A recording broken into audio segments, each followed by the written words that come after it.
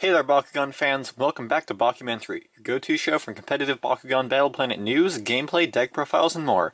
I'm your host, RoboSensei, and on today's episode, we are going to be unboxing what is probably the absolute best Bakugan in the game, without a doubt, Aquos Cubbo.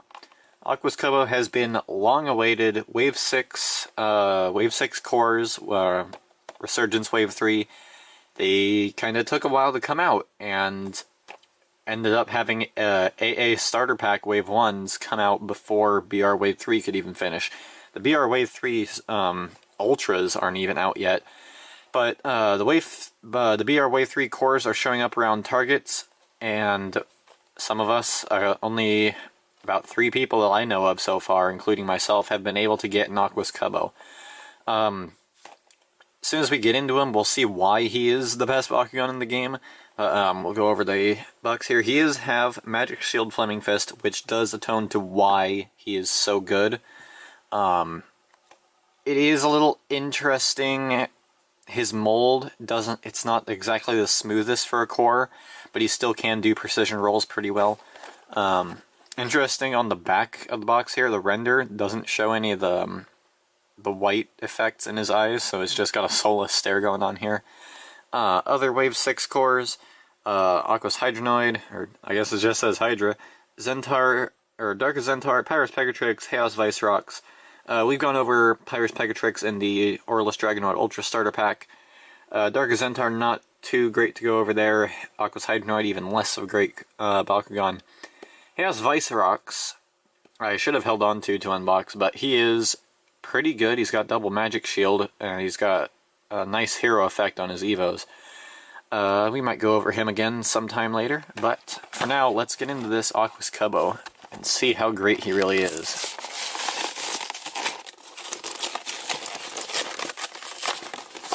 Hopefully, the character card isn't busted like the Wave 4 cores have been. Opening the rest of my Wave 6 cores, the character cards have been kind of bad quality. So all this tape. Yeah, okay. Well, at least we have the card. Alright, so here is our Aquos Cubbo Core character card. Magic Shield Flaming Fist 105. Now you're saying, wait, Robo, that sucks. No, because if it's on a Magic Shield or Flaming Fist, it gets plus 600B, which effectively makes it a 705 base form. And the 700 on a Magic Shield is 1350, which is the second highest base form you can get by rolling onto a core that you come with. The other Bakugan that can hit that same number is Pyrus Nobilius, which we'll go over later, which is a 500 plus 200 that has a Magic Shield. And then the only other thing the 1350s are trumped by is Aurelus Hydronoid, which goes up to 1450 because it's 200 plus 1000 on the Flaming Fist plus the 250 from the Flaming Fist is 1450. And the three of those together naturally just make a powerhouse deck. And we'll be going over that eventually, but for right now, let's just focus on Cubbo. Because 1355 is great. It is better as a generic Bakugan than Nobilius and Hydronoid because it lets you add Aquos to your deck. Aquos has shown to be the most popular and seemingly the most strongest faction in the entire game. You have these amazing one-cost cards like Tides gives you plus 400 for 1 energy if you played another card. That's not hard to do. Wave Slash gives you 1000 for 3, which isn't that hard to do. Also, you can just play something like Hurricane Winds or a 0-cost activate the flow effects. You have Blinding Ink that just gives you negate to most of the action cards that are going to be played because most of the action cards are going to be 3 energy or less. You get Sinkhole, which turns off Mac, and also just acts as a triple blast cannon. It brings Aquos into the mix, and that just makes it way better than Aurelus could ever be, because Aurelus has like no effectively that great action cards except maybe Avalanche, but Aurelus is really just there to be the beat stick as well. And while Pyrus does have amazing stuff like Super Fuel and Quickfire being key core components to the reroll engine, Pyrus just doesn't bring as much generic good stuff that Aquos does. So let's get into the mold here. Same as all the other Cubbos, it does have the sort of Zooble-sided design, pay homage to that. The arms do come out a little bit, but makes it harder to close.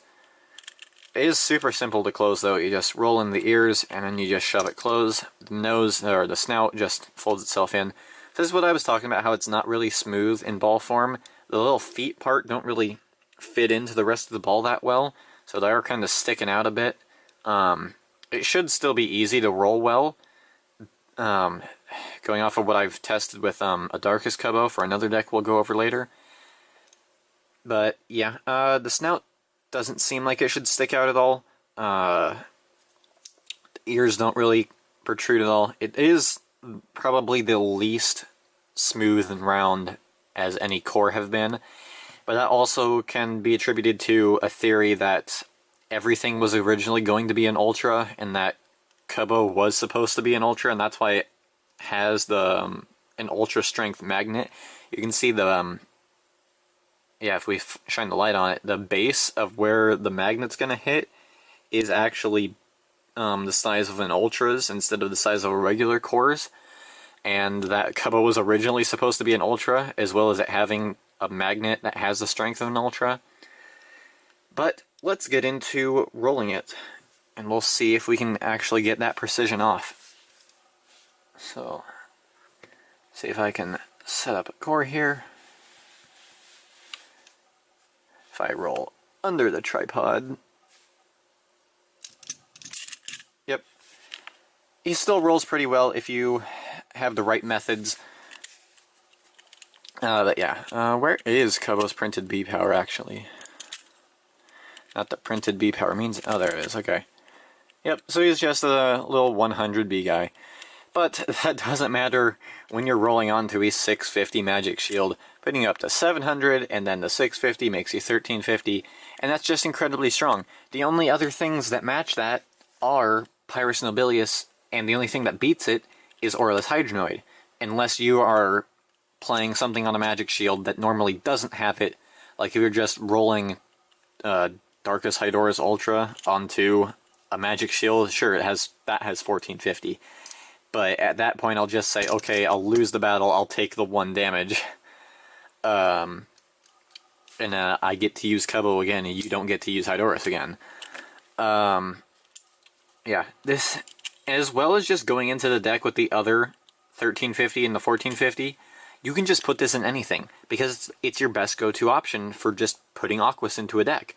The Green Ultra deck that I showcased earlier, that just has the incredible power of being able to just throw in Aquos, because it needs Aquos for draw power, it needs it for the reroll engine, and you're just like, okay, what's the best Aquos thing I can put in here? Oh, I'll just put in Cubbo.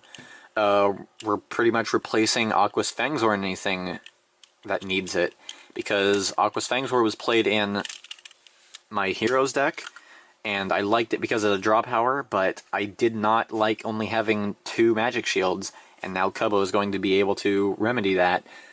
We are going to be able to just replace it with other draw power, but yeah, he's just super good. Let's actually see what cores he comes with. That's kind of important. A 550 Magic Shield, not maxed out, and a 154 Flaming Fist, not also great. So, well, more to the pile, but yeah, Aquos Cubbo, it goes in anything you want that's Aquos that doesn't require like a core archetype. You could probably even play it in fists, because having 6 fists is kind of overkill, and just being a 1350 while having your other 2 things be double fist maybe, that can still be good. You probably still want to keep Aurelus Pegatrix, but I think this is probably better than Aquos Hydronoid Ultra, maybe, if you want to just throw it in fists. But, yeah, Aquos Cubbo's a good boy. Oh yes, the Evo for Aquos Cubbo, which I totally own, is a 2-cost Hyper Cubbo, which is a 306, and it increases the Magic Shield ability to plus 800. Hold a Magic Shield Flame Infest ability, but we're always going to be rolling onto a Magic Shield. So it is plus 800B on one of those cores, and that makes it so that your 1100 plus the 650 is a 1750. That's the same number that Mantinoid hits. It's good if you have the space for it in your deck. If you don't have the space for it in your deck, it's not a huge loss. You don't have to play it. Because, again, having the 1355 is still really good. Hey guys, thanks for watching. Like I said earlier in the video, I think I'm only one of 3 people in the community that have an Aquos Cubbo. I'm just glad to have them so I can throw them into so many different decks.